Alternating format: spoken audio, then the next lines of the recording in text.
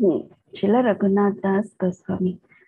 हम आ, ये सब गोस्वामी जो है उनके बहुत अच्छा, आप लोग का वेकेशन चल रहा है तो आप लोग को वीडियोस देखना चाहिए कि उसमें एक एक गोस्वामी जो है उन्होंने भक्ति के लिए क्या क्या किया।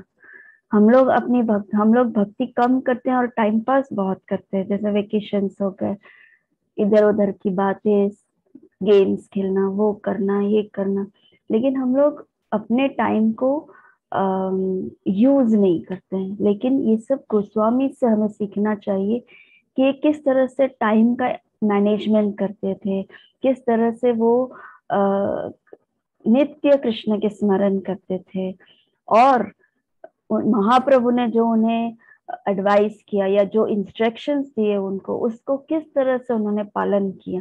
उनके गुरु थे महाप्रभु, चैतन्य महाप्रभु, और भगवान भी थे। तो उनके इंस्ट्रक्शंस, उनको प्लीज करने के लिए, उनको खुश करने के लिए ये सभी गोस्वामी ने कितना परिश्रम किया है, कितनी मेहनत की है। हम तो ऐसे मेहनत नहीं कर सकते, लेकिन स्टिल स्टिल हमें हमारे वेकेशन जब ये हैं तो वेकेशन का अच्छे से लाभ उठाना चाहिए। आपको जो मेरे वीडियोस हैं उसको देखना चाहिए कि क्या क्या हमने सीखा है, अब तक क्या क्या सीखा है, वो सब आगे लाइफ में कितना इम्पोर्टेंट होगा करके।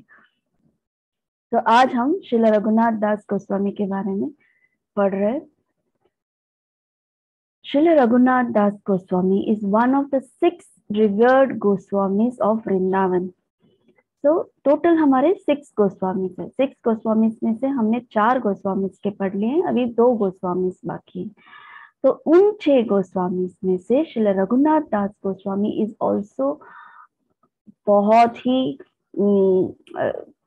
सुपर एक्सलेंट डिवोटी है, और वृंदावन के भी बहुत ही शुद्ध भक्त है। So his renunciation and love for the Supreme is glorified over the 3 worlds. उनका जो प्रेम है महाप्रभु के प्रति, उनका जो प्रेम है कृष्ण के प्रति, वो पूरे तीनों लोकों में उनका गुणगान किया जाता है कि ऐसी भक्ति करते हैं, ऐसी भक्ति करते हैं करके। आज आप देखेंगे कि रघुनाथ दास गोस्वामी किस तरह से अपने चाइल्डहुड पास टाइम्स किस तरह से वो करते थे, क्या करते थे, और अपने आप को कंपेयर कीजिए कि वो क्या करते थे और हम क्या करते हैं करके। So, just as Srila Sanatan Goswami and Srila Rupa Goswami are known as Sambandh and Abhideya Acharyas, जैसे मैंने पिछले बार रूप गोस्वामी और सनातन गोस्वामी के बारे में जब हमने टॉपिक लिया था, उसमें हमने पढ़ा था कि जो सनातन गोस्वामी है वो संबंध आचार्य। संबंध आचार्य का मतलब क्या होता है? वो कृष्ण के साथ किस तरह से जुड़ना है, कैसे जुड़ना है, वो संबंध है। ओके। एंड रूप गोस्वामी जो है वो अभिधेय आचार्य। अभी आपका संबंध तो कृष्ण के साथ हो गया है, लेकिन उस संबंध को कैसे मेंटेन करना है, वो अभिधेय आचार्य है, वो है रूप गोस्वामी। तो और श्रील रघुनाथ दास गोस्वामी प्रयोजन आचार्य। प्रयोजन मतलब क्या होता है? Achieving the love of God. Achieving the love of God, जैसे आपको कृष्ण मिल गए और उसके बाद कृष्ण को संबंध में एकदम गाढ़ा, एकदम इंटेंस रिलेशन उनके साथ रखना है, तो वो अभिधेय, हम अभिधेय की तरफ चाहिए। और जब हमारा सुप्रीम मतलब अल्टीमेट रिजल्ट जब हमारा आएगा, वो है प्रयोजन, achieving the love of God, यानी कृष्ण के धाम तक पहुंच जाने की कैपेसिटी, एलिजिबिलिटी। आपको एक एग्जाम्पल देती हूँ। जैसे फॉर एग्जाम्पल एक स्कूल है, आप एडमिशन लेते हो, ठीक है? तो जब आप एडमिशन लेते हो तो आपका उस स्कूल के साथ संबंध हो गया। समझ में आ गया? आपका उस स्कूल के साथ संबंध हो गया। लेकिन अब स्कूल में आपने संबंध तो जोड़ दिया, तो आप स्कूल में गए क्यों? आप पढ़ने के लिए, है ना? पढ़ने के लिए आप गए, तो आप पूरे साल मेहनत करते हैं।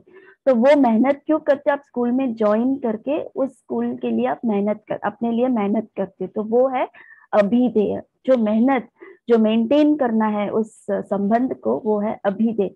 और फिर जब आपको रिजल्ट आता है, जब एग्जाम्स देते हैं आप, और जब आपको रिजल्ट मिलता है 90%, 95%, whatever जो भी आता है वो आपका प्रयोजन हुआ, तो वो हुआ प्रयोजन। समझ में आ गया डिफरेंस? संबंध आचार्य, अभिधेय आचार्य और प्रयोजनाचार्य।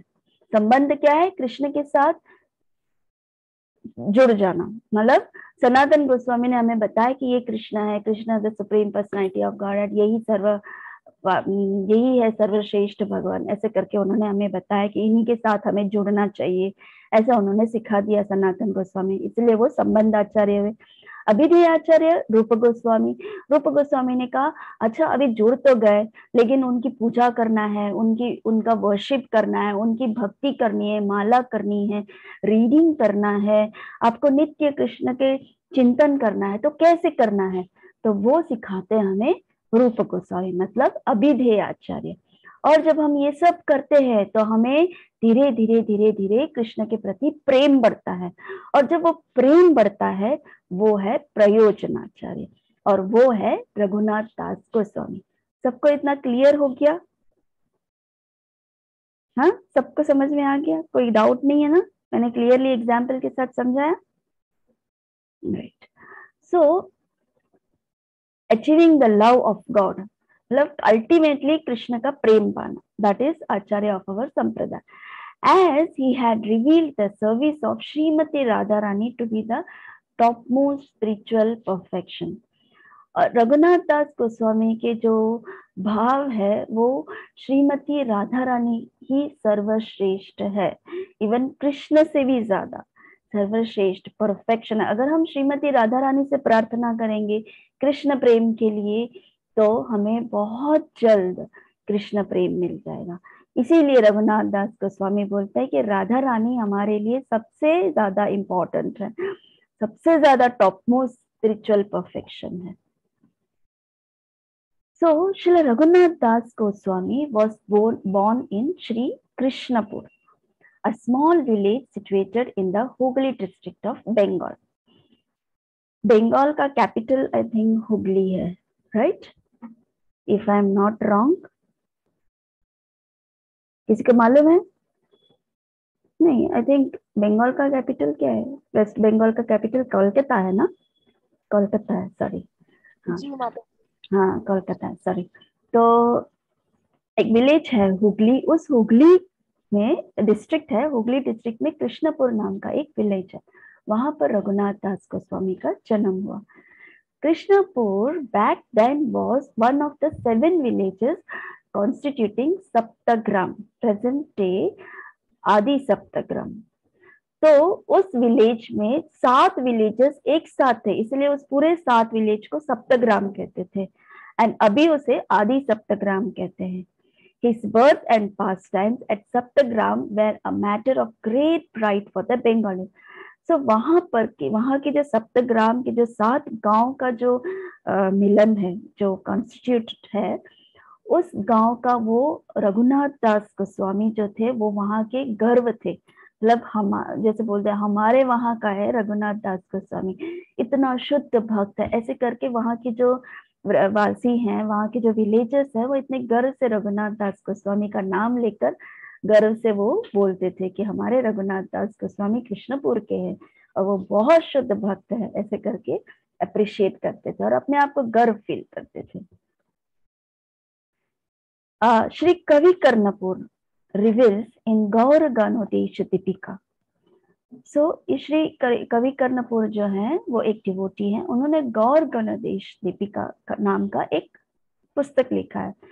उस पुस्तक में लिखा है कि श्री रघुनाथ दास was a combined incarnation of the potencies of रस मंजरी एंड रति मंजरी। जैसे हमने पिछले बार भी पढ़ा कि रूप गोस्वामी जो है वो रूप मंजरी हैं, उस तरह से सनातन गोस्वामी है वो ये मंजरी हैं, रघुनाथ भट्ट गोस्वामी वो ये मंजरी हैं, और गोपाल भट्ट गोस्वामी है ये मंजरी, और ये सब मंजरियां क्या कौन है? वो राधा रानी के बहुत ही क्लोज, इवन राधा रानी की अष्ट सखियों से भी क्लोज है ये मंजरियां। तो उनकी भक्ति इतनी श्रेष्ठ है, इवन अष्ट सखियों से भी श्रेष्ठ है मंजरियों का प्रेम राधा रानी के लिए। रघुनाथ दास गोस्वामी जो थे वो रति मंजरी और रस मंजरी के मिक्स्ड, ये दोनों पर्सनालिटीज मिक्स होके ये रघुनाथ दास गोस्वामी बने। His love for the Supreme was so intense that Sri Radha and Krishna used to take a break from their eternal pastimes to shower their special mercy upon him. तो रघुनाथ दास गोस्वामी का प्रेम राधा और कृष्ण के लिए इतना ज्यादा डीप था कि जो राधा और कृष्ण गोलोक में लीला करते हैं, उस लीला को छोड़ के रघुनाथ के लिए उन्हें आना पड़ता है कि कहीं उसको कोई तकलीफ तो नहीं आ रही है ना करके। तो जैसे for example, Shri Raghunath was once busy chanting his rounds sitting on the banks of Radha Kund. मेरे पीछे जो है वो राधा कुंड है, राधा कुंड की पिक्चर्स हैं। जो राधा कुंड का हम आगे जाके पढ़ेंगे कि रघुनाथ दास गोस्वामी के वजह से राधा कुंड की वहां पर ये हुआ, मतलब लाइक प्रकट्य हुआ। सो राधा कुंड तट पे एक बार रघुनाथ दास गोस्वामी जो थे वो इतना इंटेंसली, इतना डीपली, इतना खोकर, यानी उन्हें ध्यान ही नहीं है कि वो कहाँ बैठे हैं, क्या कर रहे हैं, कौन आता है कौन जाता है, उन्हें बिल्कुल ध्यान नहीं है। उतना डीपली वो चैंटिंग कर रहे थे। जब वो चैंटिंग कर रहे थे तो वहां पर एक टाइगर आया। आपको पिक्चर में दिख रहा है ना एक टाइगर? तो वो टाइगर वहां पर आसपास रघुनाथ दास गोस्वामी के वहां गुजर ये कर रहा था, वहां वंडर कर रहा था। तो श्याम सुंदर को चिंता हो गई। श्याम सुंदर लीला कर रहे थे राधा रानी के साथ, अचानक श्याम सुंदर वहां पर रघुनाथ दास गोस्वामी के पास आ गए।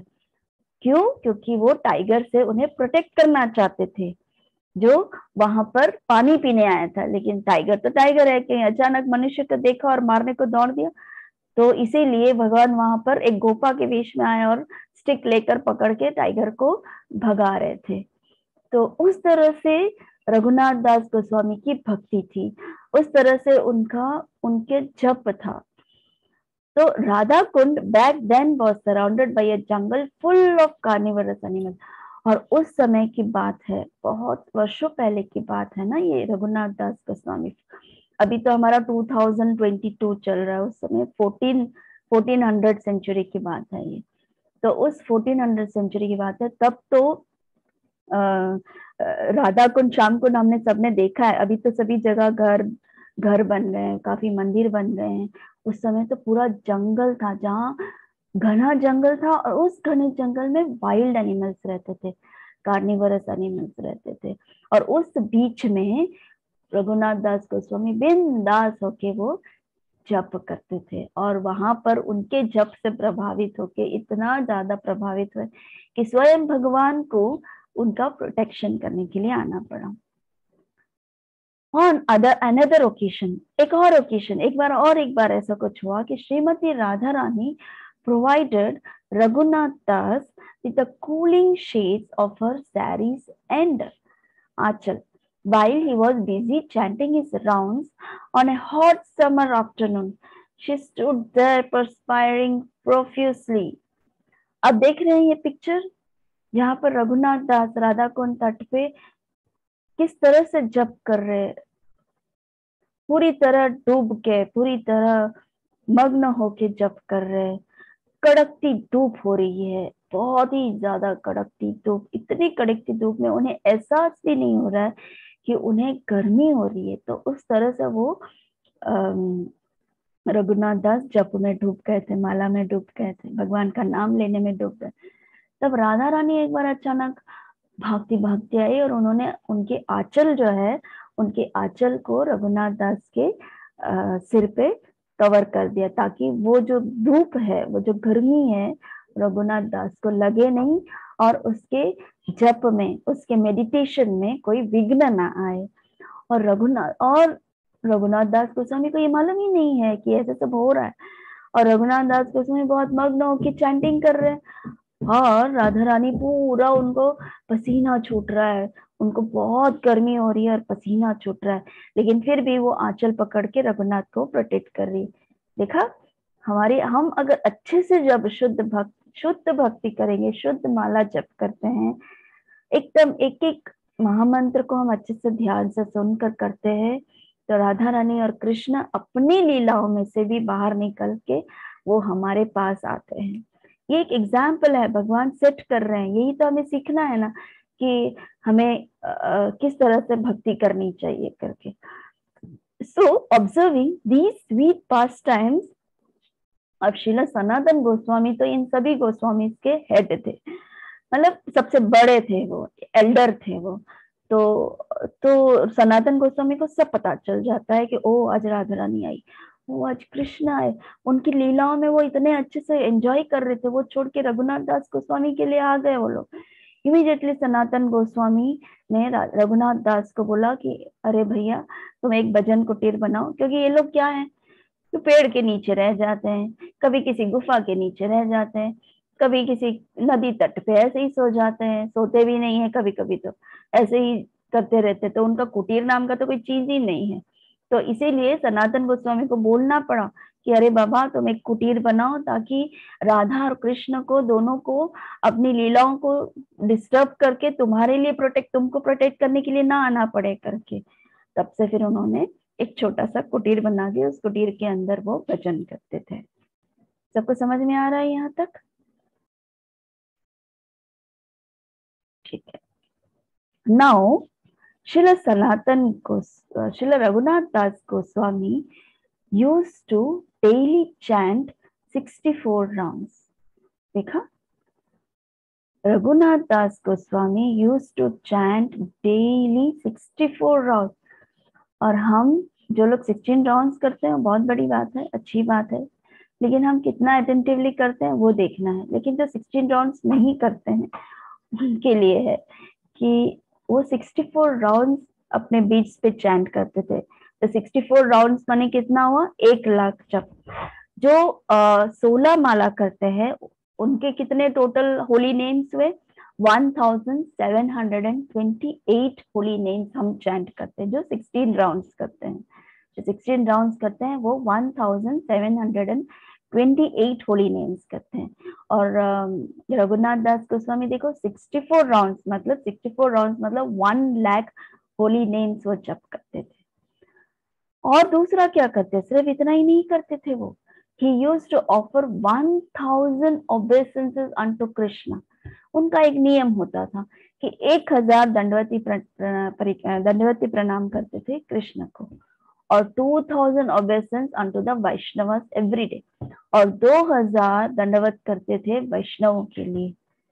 हम एक बार प्रणाम करते हुए ओए माँ कमर गई, माँ मुझे झुकना नहीं है, मुझे वो नहीं करना है, मुझे ये नहीं करना है, हम झुकते भी नहीं है। लेकिन ये 1,000 बार भगवान के सामने झुकते थे, भगवान को प्रणाम करते थे, और 2,000 बार वैष्णवों के लिए प्रणाम करते थे। So he used to daily recite the pastimes of Lord Chaitanya that he had witnessed staying with the Lord at Jagannath Puri, or had heard them from Swarupa Damodar, Mahaprabhu's personal assistant.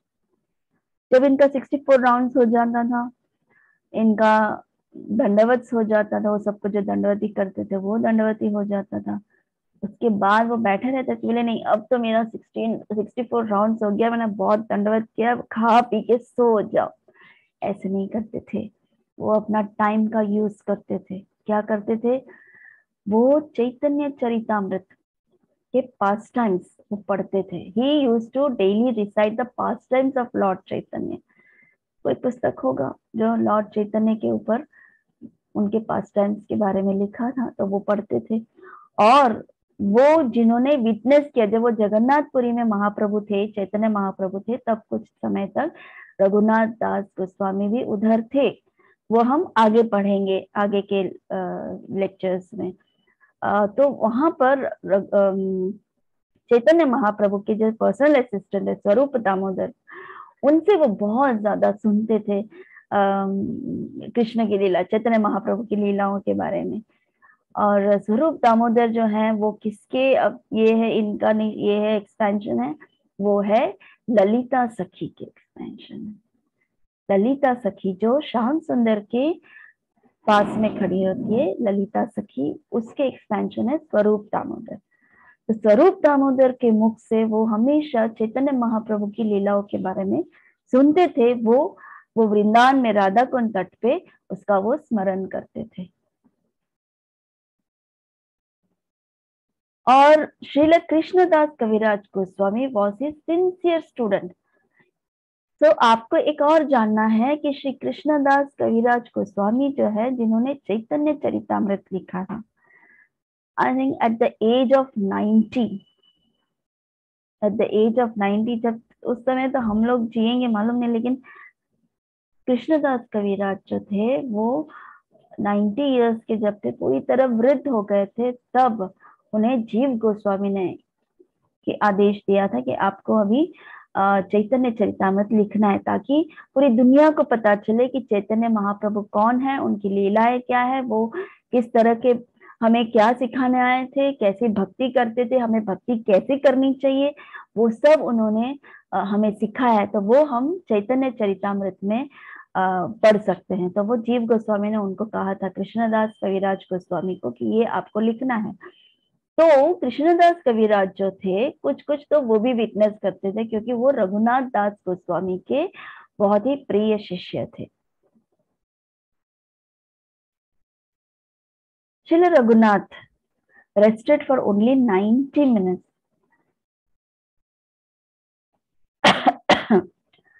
90 minutes के लिए ही वो rest करते थे। 90 minutes माने कितना हुआ? 1 hour is equal to how many minutes? कौन बोलेगा?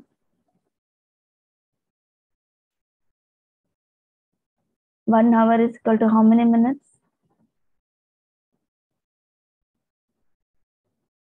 हाँ आकाश। माता जी 1 hour 30 minutes. 1 hour is equal to 30 minutes.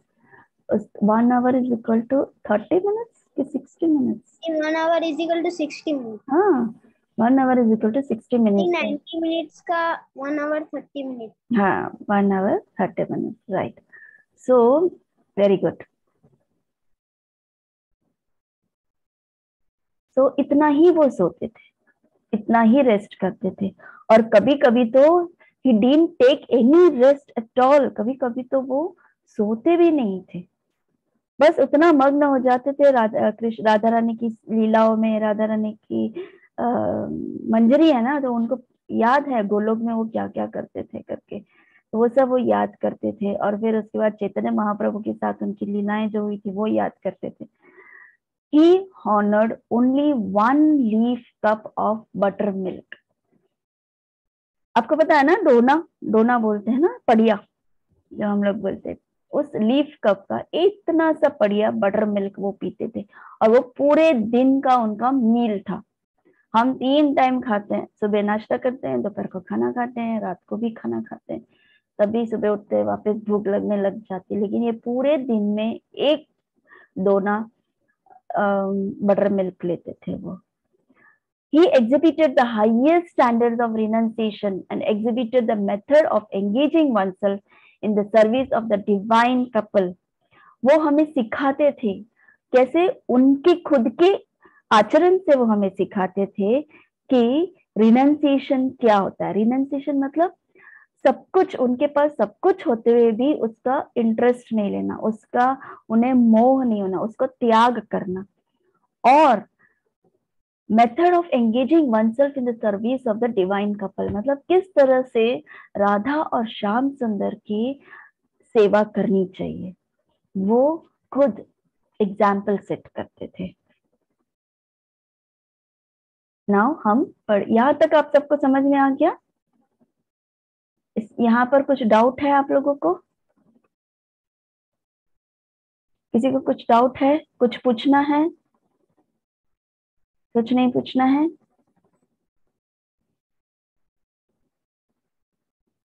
Okay,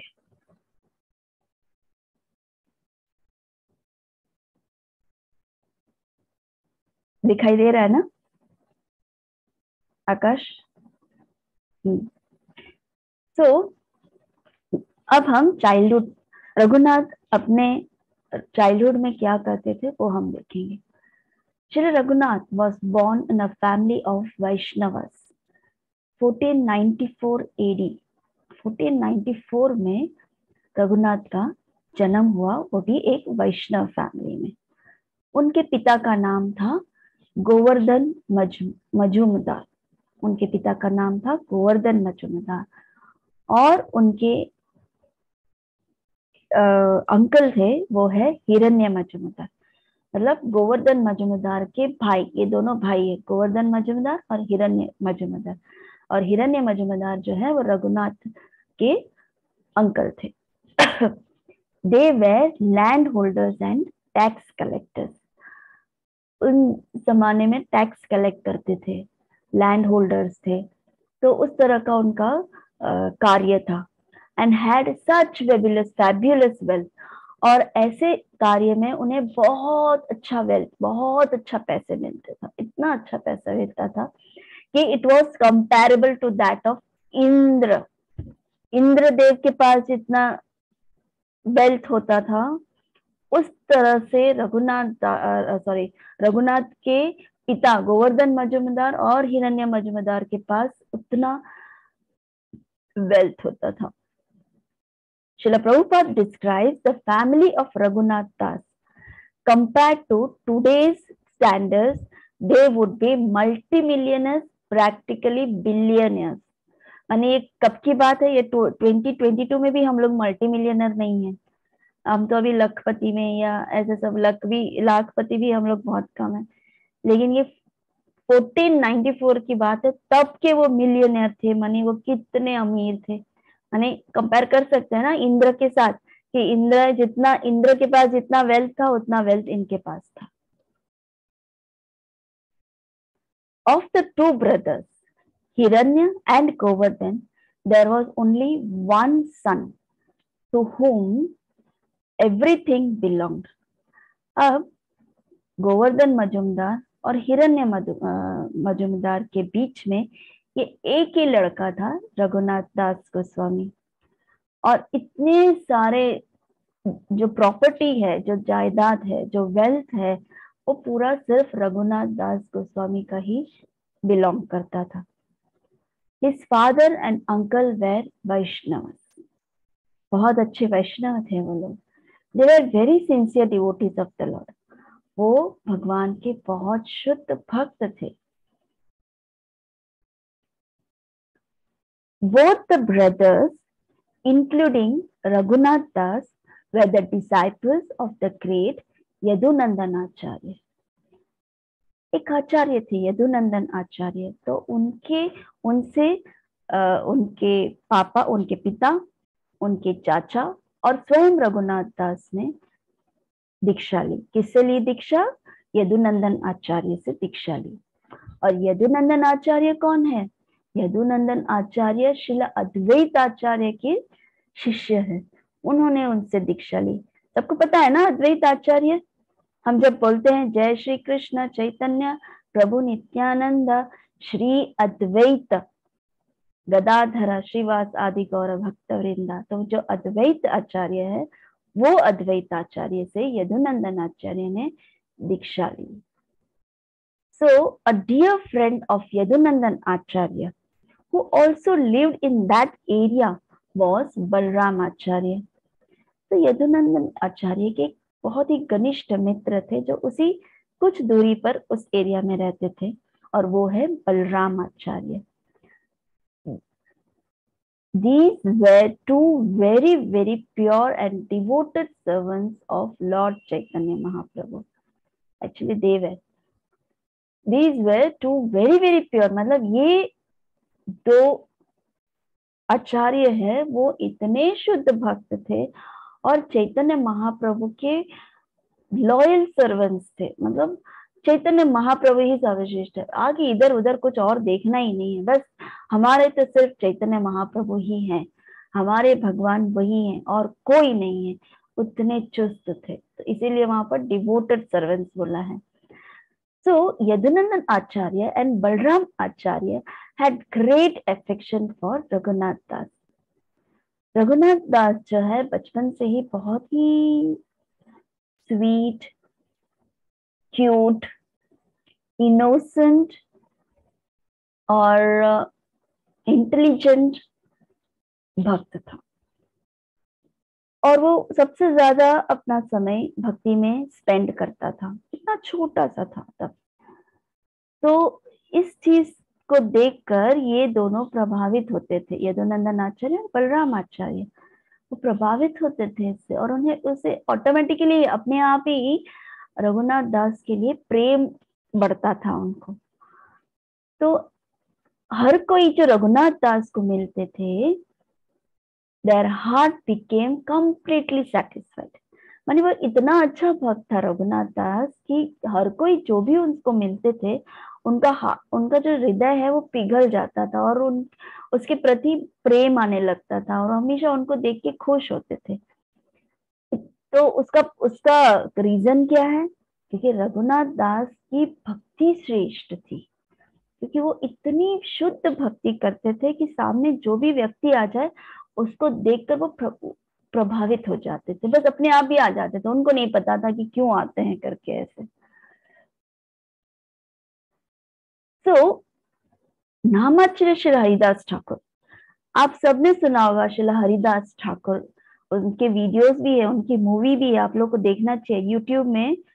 सिर्फ आप इतना लिखो कि Shri Haridas Thakur movie, full movie करके, उसमें पूरा हरिदास ठाकुर का पूरा चरित्र, पूरा मूवी आ जाएगा। सबको देखना चाहिए, सभी डिवोटीज को देखना चाहिए। इतना सुंदर मूवी है वो, इतना सुंदर मूवी है। वो डिवोटी नामाच्य श्री हरिदास ठाकुर, और हरिदास ठाकुर इतने शुद्ध भक्त है कि वो उन्हें नाम आचार्य का टाइटल दिया है। बाकी सबका हमने क्या देखा, अद्वैत आचार्य, और जैसे पहले हमने देखा बलराम आचार्य, यदुनंदन आचार्य, उस तरह। लेकिन श्री हरिदास ठाकुर को नामाचार्य बोलते हैं। नाम आचार्य मतलब वो नित्य चैंटिंग ही करते रहते, वो नित्य माला ही करते रहते, इसीलिए उनका नाम ही नामाचार्य टाइटल हो गया। So, नामाचार्य Shri Haridas Thakur was very merciful to Balram आचार्य। तो बलराम आचार्य के साथ उनका बहुत अच्छा लगाव था हरिदास ठाकुर के लिए, इसलिए ओकेजनली जो हरिदास ठाकुर है वो बलराम आचार्य के घर विजिट करते थे, बीच बीच में उनके वहां जाते थे, रुकते थे, उनके साथ भक्ति की बातें करते थे। तो उस तरह से उनके वहां थोड़ा थोड़ा टाइम स्पेंड करते थे, कुछ कुछ समय के लिए। सो क्योंकि बलराम आचार्य और यदुनंदन आचार्य को रघुनाथ के प्रति इतना प्रेम था, तो वो चाहते थे कि रघुनाथ को कैसे भी करके हरिदास ठाकुर से मिलवाना चाहिए। क्योंकि अगर हरिदास ठाकुर का अगर दर्शन हो जाए और उनका आशीर्वाद प्राप्त हो जाए, तो रघुनाथ दास गोस्वामी जो है वो बहुत शुद्ध भक्त बन सकता है, वो उनसे बहुत कुछ सीख सकता है, ऐसा उनका भावना था। सो बलराम आचार्य और यदुनंदन आचार्य वो उसको हरिदास ठाकुर के पास ले गए, नित्य ले जाते थे, जब जब समय मिलता था या जब जब उनको चांस मिलता था वो हरिदास ठाकुर के पास लेकर जाते थे। अब श्रीला हरिदास ठाकुर वो तो सिंपल डिवोटी, वो बहुत ही सिंपल डिवोटी थे। उनको किसी की कोई पड़ी नहीं थी, बस उनकी माला। और वो जब माला करते थे ना, तो वो तुलसी महारानी के सामने बैठकर माला करते थे। यानी वो जो प्लांट है तुलसी महारानी का प्लांट, उनका जो है ये गमले में, उस तुलसी महारानी के सामने वो बैठ जाते थे और घंटों घंटों तक बस माला ही करते थे।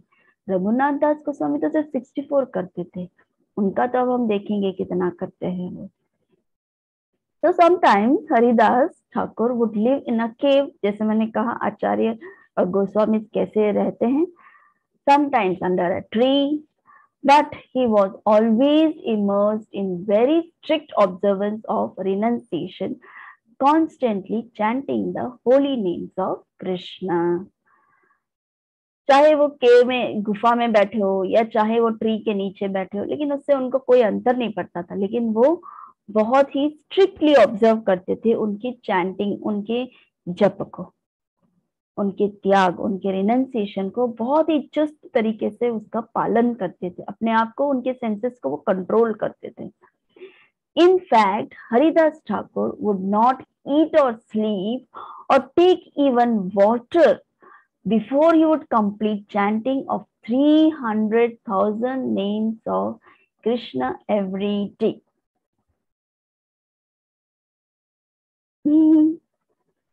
मानी हरिदास ठाकुर जो थे वो तब तक खाते पीते नहीं थे जब तक उनका जो नियम अनुसार जो माला उनको जप करना था, उनका जप करना है 190 राउंड्स। 190 राउंड्स 3 लाख जप होता है। तो 190 राउंड जब तक नहीं होगा तब तक वो ना एक बूंद पानी डालते थे और ना ही एक बूंद खाना लेते थे। देखा कि कैसे भक्ति है इन लोगों की। तो उस तरह से हरिदास ठाकुर थे और उससे हरिदास ठाकुर को चैतन्य महाप्रभु ने नामाचार्य हरिदास ठाकुर टाइटल दिया। So he would complete chanting of 300,000 names of Krishna every day, over 190 rounds of the chanting of Hare Krishna Maha Mantra, Hare Krishna, Krishna Krishna, Hare Hare, Hare Ram, Ram Ram, Hare Hare. तो 190 rounds वो नित्य करते थे, ये उनका नियम था। और उनका रिनंसिएशन, उनका वो त्याग था कि जब तक उनका वो नियम था कि जब तक वो पूरा 190 राउंड्स नहीं खाएंगे तब तक वो पानी नहीं पिएंगे, तब तक वो खाना नहीं खाएंगे। He would preach by his words and by his example how to perfect one's life by constantly chanting the holy names in the spirit of Lord Chaitanya's most important teachings. तो हरिदास ठाकुर जो है वो एग्जाम्पल सेट करते थे कि किस तरह से वो चैंटिंग करके हर कोई जीव चैंटिंग करके अपने लाइफ को परफेक्ट बना सकता है। और चैतन्य महाप्रभु ने सिर्फ अष्टकम है, शिक्षा अष्टकम 8 पैरा का एक उन्होंने पोयम लिखा है, कवि मतलब लाइक कीर्तन लिखा है, दैट इज शिक्षा अष्टकम। वो हम रोज पढ़ते हैं। आप लोगों को याद हो, अगर आप लोग मंगला आरती जाते हो तो तुलसी आरती के बाद इस शिक्षा अष्टकम का वहां पर अध्ययन करते हैं मंदिर में। तो उस शिक्षाष्टकम में ये एक पैरा है, त्रिनादपि सुनीचेन तरोर इव सहिष्णुना अमानिना मानदेना कीर्तनीय सदा हरि। इसका मतलब क्या हुआ? Because Haridas Thakur was genuinely more humble than a blade of grass. इस श्लोका का मतलब है, इस वर्स का मतलब है कि आपको या हमें, एक जीव को, एक भक्त को बहुत ही अपने आप को निम्न समझना चाहिए। किसके जैसे? ग्रास की तरह निम्न समझना चाहिए और वृक्ष की तरह टॉलरेंट रहना चाहिए। वृक्ष क्या करता है? वृक्ष गर्मी हो, सर्दी हो, बारिश हो, कैसे भी हो, लोग उस पे पत्थर मारते हो, लोग उसको काटते हो या जो भी करते हो, उसको तकलीफ होती है। जब लोग पत्थर मारते हैं उसे तकलीफ होती है, जब लोग काटते हैं जिस ट्रीज को, क्योंकि वो एक जीव है, उन्हें भी तकलीफ होती है। लेकिन फिर भी वो टॉलरेंट है, वो फिर भी अगेन वापस वो जब उसका ग्रोथ होता है तो वो फ्रूट देती है, सबको छाया देती है, वो अपने लिए नहीं सोचती है। सो वृक्ष का ये काम है। तो हमें महाप्रभु बोलते हैं कि ग्रास में अगर आप पैर रखो तो ग्रास कैसे हो जाता है? एकदम दब जाता है ना। जब आप ग्रास से पैर हटाओ तो फिर खड़ा हो जाता है, फिर वापस दब जाता है। हमें ऐसा होना चाहिए। तो हरिदास ठाकुर जो है वो इस तरह से एग्जाम्पल सेट कर रहे थे। वो इतने हम्बल थे कि एक ब्लेड ऑफ ग्रास, मतलब मैंने जैसे बताया घास के समान, एकदम हम्बल थे और ट्री की तरह टॉलरेंट थे, एक वृक्ष की तरह टॉलरेंट थे। He offered all respects to others.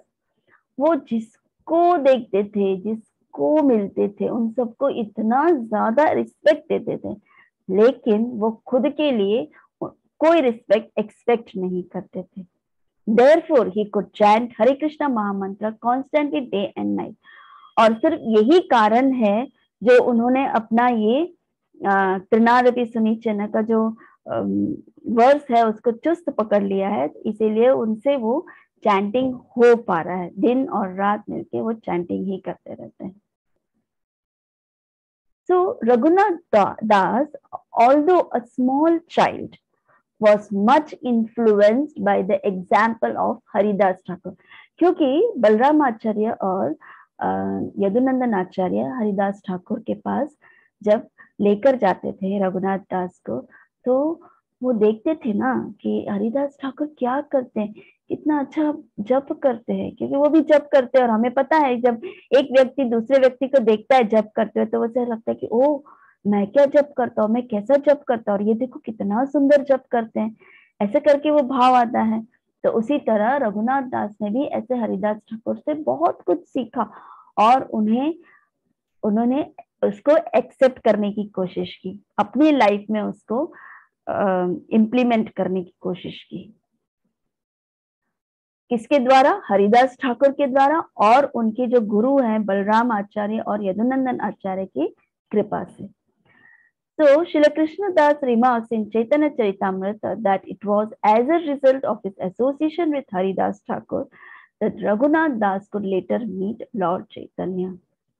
देखा, भक्त भगवान डायरेक्टली नहीं मिलते हैं भक्तों को, हमारे जैसे भक्तों को भगवान डायरेक्टली नहीं मिलते, भक्तों के द्वारा मिलते हैं। जैसे रघुनाथ दास हरिदास ठाकुर, यदुनंदन आचार्य, बलराम आचार्य, ऐसे सब वरिष्ठ आचार्य के संपर्क में है, ऐसे उनके आदेशों का पालन कर रहा है,